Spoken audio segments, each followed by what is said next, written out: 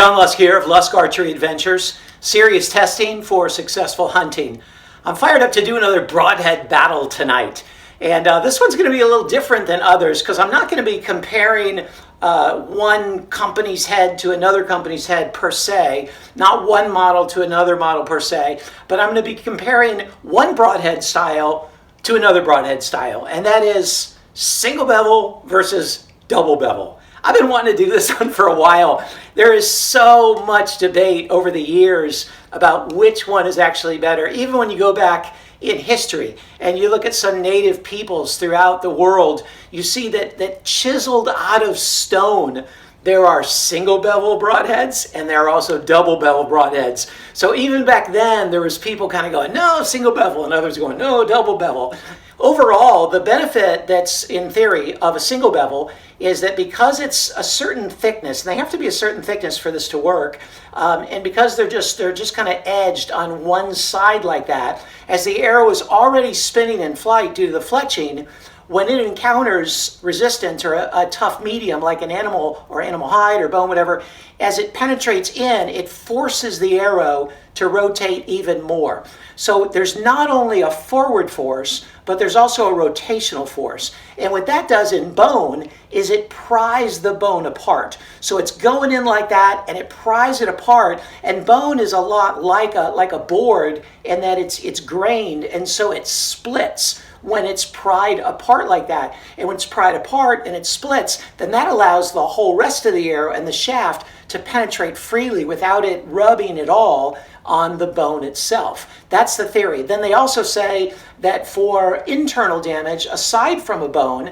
that when you got a single bevel rotating like that, it kind of does like what a fork would do around spaghetti. It wraps the guts or whatever there is in there, you know, the tissue, the organs around it, and then moves forward and cuts it. So you get a bigger cut than just a slit. Okay, that's it in theory. I can say I've shot a number of animals with the single bevel, and I've noticed that even on the outside in the entrance hole, it's usually a round hole.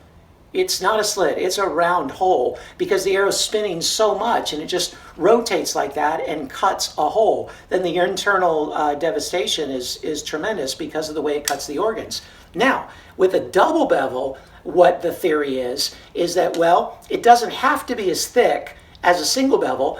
Matter of fact, it allows it to be much narrower and much sharper to the feel than a single bevel would be, because the blade doesn't have to be a certain degree of thickness in order to get that rotation.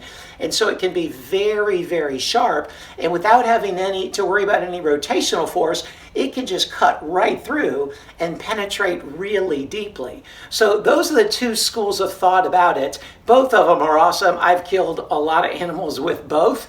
And so I'm excited to do this test. For this test, I have the Bishop Scientific Method right here. This is 125 grain, 1 1/8 inch cutting diameter. I've got the VPA double bevel, the 2-blade head, and it's 1 1/8 inch cutting diameter, 125 grains as well. So they're both the same weight. You can see different design. One is vented, one is not vented, but they're the same weight, the same cutting diameter.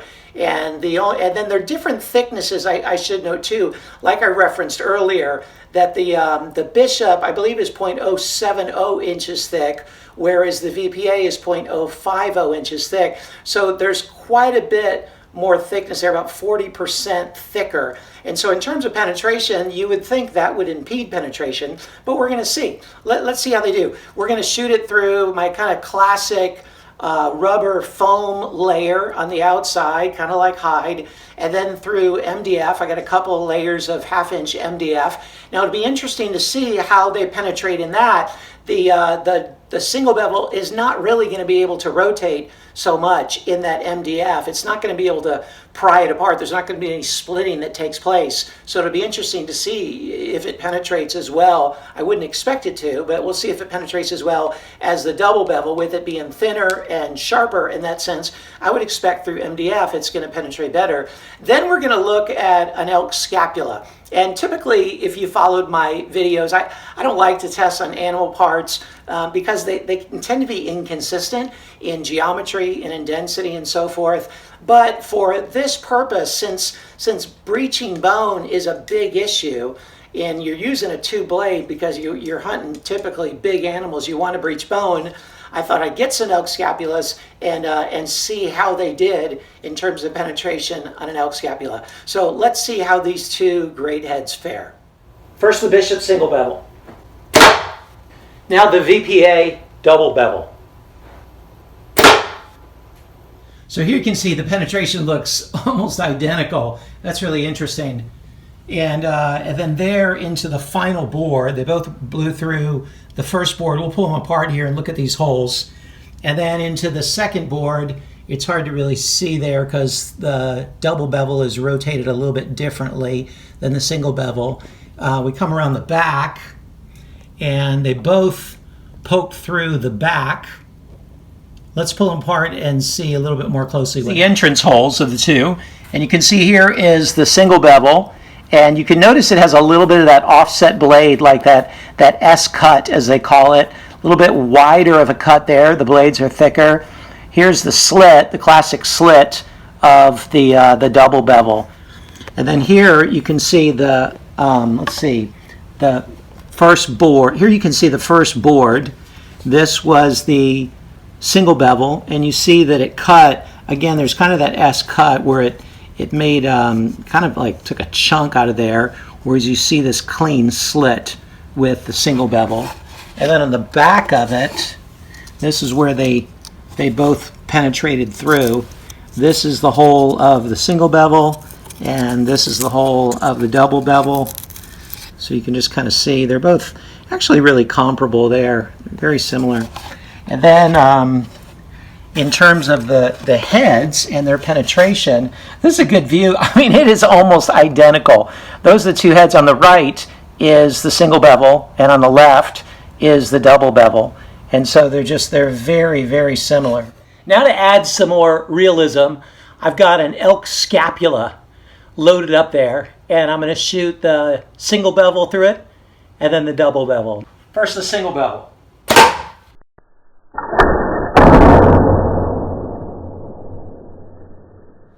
That's cool. You can see the single bevel made a nice hole. You can see how it went in like a slit like that, but then that rotation, it blew out a whole chunk. And then in terms of the penetration, of course, it blew right through the scapula, and then it blew right through another layer of MDF as well. So there you see the hole from the single bevel. Now I'm going to shoot a double bevel through it, and I've earmarked a place that looks like it has the same level of thickness and stuff, so we'll do our best to make this fair.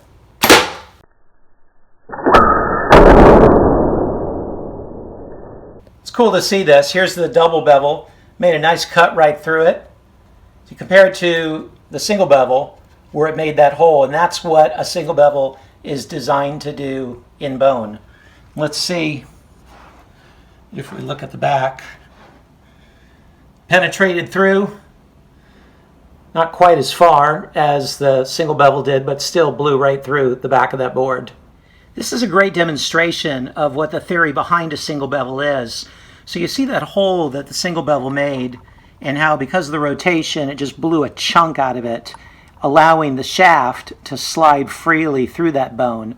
Whereas the double bevel also penetrated really well, but you see that the shaft had to have friction against that scapula the entire way because it didn't have that rotation to make a larger hole. It made a nice cut, but not a complete hole that the shaft could slide freely through. I'm going to shoot the scapula again in another place. First we'll go with single bevel, then the double bevel again. There, the single bevel did the exact same thing, just blew a nice chunk out. And you can see how it made that hole, allowing the shaft to just go cleanly through the scapula. And it just blew right through the back and cut right into the bottom of my pad. I'm glad I had that pad there. It would have hit my table. Now we're going to go with double bevel again. There you see, very similar to the first one, a little bit more of a break than the first one, but still you can see the shaft pressing up against the hole with the double bevel, as opposed to the big holes that made a nice hole for the shaft to slide through with the single bevel. And then in terms of penetration, Again, it's a few inches less on each of these shots than the single bevel. Shoot each of the heads, the single bevel, then the double bevel, into the steel plate. And this is not to test the durability, but it's to show what the hole looks like. And I find that steel often is a good medium to show what the actual hole looks like, because it doesn't splinter away or something like that. So first the single bevel. And now the double bevel. Here you see the single bevel on the left, the double bevel on the right. You see, of course, they both blew right through it. I'm going to see how deeply they penetrated. And then I also want to examine something here. This is the single bevel. And so you see that it went in just a little to the left of vertical. Let's see if it was able to rotate through this first level, and then for this first layer. And then you see the double bevel kind of going in at that kind of an angle. So let's see. First of all, the penetration, they both blew through.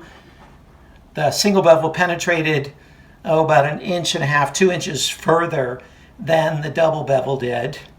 And then in terms of the rotation, it's interesting. Let me see if you can see it from above.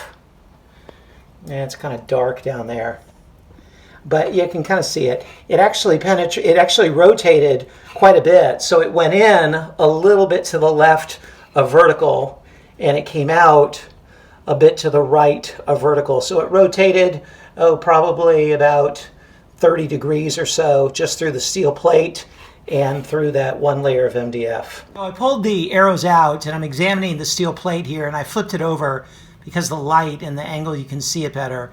On the left, you see the double bevel, and you see the nice slit that it made there. On the right, you see the single bevel, and you can see that S rotation where the blades at the top and the bottom are rotating to the right. And you see that it opens up a little bit bigger hole, and that's why it penetrated better through the steel as well as through the scapula. Well, there you have it. That was pretty cool. It was interesting to note that, kind of as I expected, through the MDF, the two-blade double bevel penetrated just a tad more. It was only a tad. I was surprised, actually. I thought it would penetrate a bit more, quite a bit more than the single bevel did, because it's thinner and sharper like that.